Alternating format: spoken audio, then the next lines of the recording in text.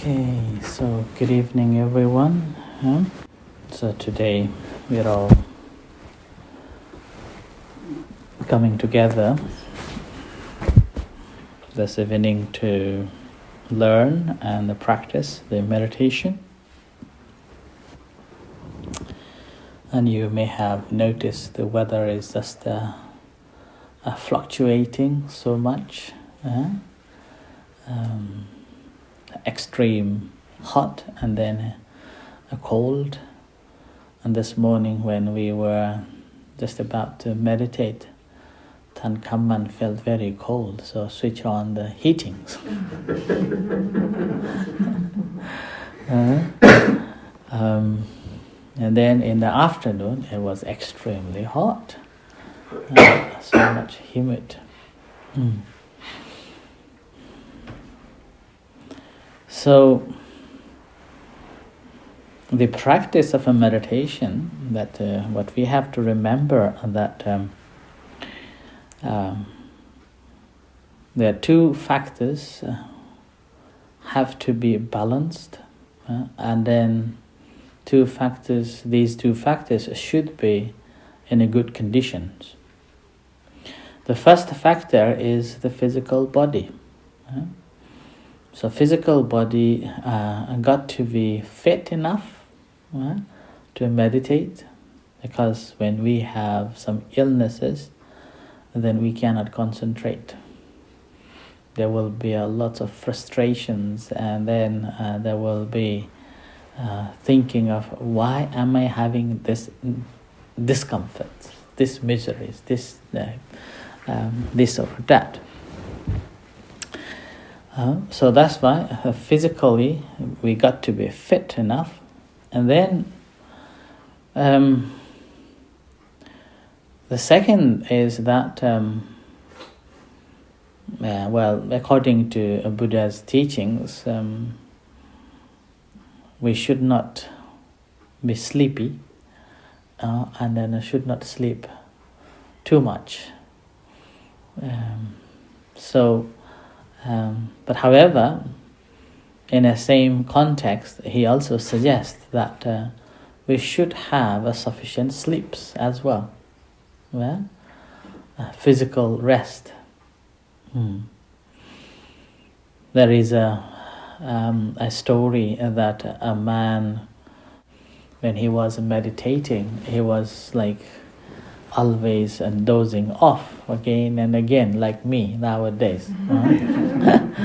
Dozing off all the time.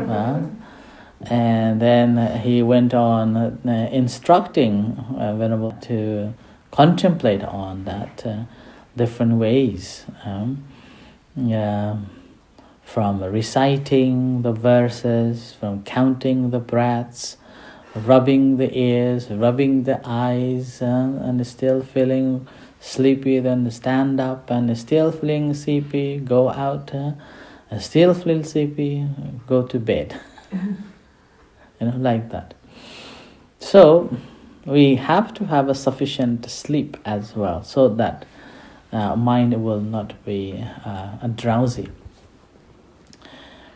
And then this physical fitness actually really helps to keep physical body in a desired position to meditate. Now, and that's another reason why there is this sitting comfortably. We normally say sitting in a comfortable position. Now that comfortable position doesn't mean that you have to sit like us, cross-legged. Any position that is comfortable for you, or that you can sit for a bit of a longer time than usual, whether you're sitting on a floor or on a chair. Maybe I would not suggest you to sit on a sofa, too comfortable. So that also required as well. And in that comfortable seat, then physically we are free from any disturbances. When physically we are free, and then it's much easier to meditate. because it actually reinforces the mental fitness, mentally becoming fit to meditate. Now, mentally becoming a fit here, it's basically mind has to have intention, motivation, object to meditate, and then desire to contemplate on that. Then that brings the true a success in the meditation. Otherwise, physically you are not fit enough, and mentally you are here and there, or thinking of this, thinking of that, and mentally pretty much most of the time all of us engage in certain stories, and then we cannot meditate. And then sometimes we are going through certain difficulties, and then with the meditation we think that we will be freed, after this 2 hours of this session, then I will be free like a bird, like that. And then you will be fighting a little bit more harder, then it's not balanced. Right? Now, having these two balance, then it seems like much easier to gain the insight. Actually, it is not the case. When I was very young, when I came across with the meditation, I was very young, very fit, and then there was a desire to meditate. So I had this strong feeling that I can levitate, some sort of like that, and then I will be free. But somehow at that time I didn't have a faith in the Buddha yet. I wasn't a Buddhist, so I didn't have the faith. And then whenever the teacher was talking about the different aspects of Buddhism, then there was a hesitant to accept. There was a barrier to understand. Then with that, despite of this physical fitness and mentally strong enough, but lack of that confidence in the teachings and practice, I wasn't getting much progress, I would say. There was a calmness, obviously. Mind was very calm and very elated, and then feeling radiant and very happy, always smiling, like now. That sort of experience, I had it, but I wasn't developing anywhere. Then later, I don't know when it began, but later simply wanted to study more and practice. So went on studying scriptures and listening to talks, and gradually the practice deepened and deepened, and without knowing that this understanding was just coming up, and then the practice was basically more balancing. And another factor, I would say that when I was practicing meditation in the past, I was not keen on the chanting. And if I have to chant alone, that was a really difficult thing. And then I told to myself, I'm studying Buddhism, I'm practicing meditation, why should I do this chanting? And that seems like it was an excuse to make myself feel better.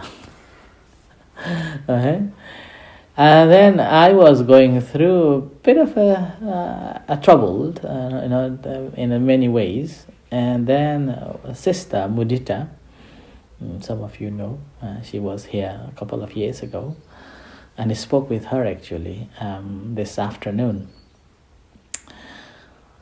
She told me that actually I began this journey under her guidance.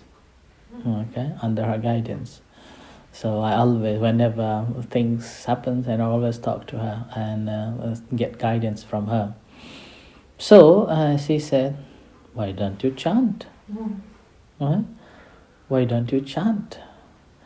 And then I started doing the chanting. And then gradually I began to memorize the chantings, and then with that memorization I began to look at the meanings of it, and then from that looking at the meanings, then I contemplate on my practice. So with that, it was bringing my practice, my spiritual journey, my understanding, in a way everything was like in a balance. Keeping in a balance that way. And then this chanting is also sometimes, it's not a devotional chanting, but it's a form of, if you look at it from a perspective of a spiritual, then it can be a devotional, but it's not a devotional, but it's a way of cleansing our, these so many thinkings are going on, and particularly some issues going on, then can be a very different situation. At that time, just doing that chanting really can bring a balance. And mind can be very settled. So with that, then if we meditate after that, definitely you will get calmness, concentrated mind. And then if you have a little bit of more understanding of that concentrated mental state, and just the flipping around, then you will be able to develop more wisdom and understanding things as they truly are. So that's why it's very important which way we are putting an effort. If we are having some drowsiness, if we are having some fatigues, get some rests. And if you're having more resentments and restless mind, a mind having so much things, then just try to let it rest for some times. And then we can meditate much better and get the wisdom more in a sense that understanding things as they truly are. Right? So I offer this as a reflection for tonight, and that let's do the practice. Right?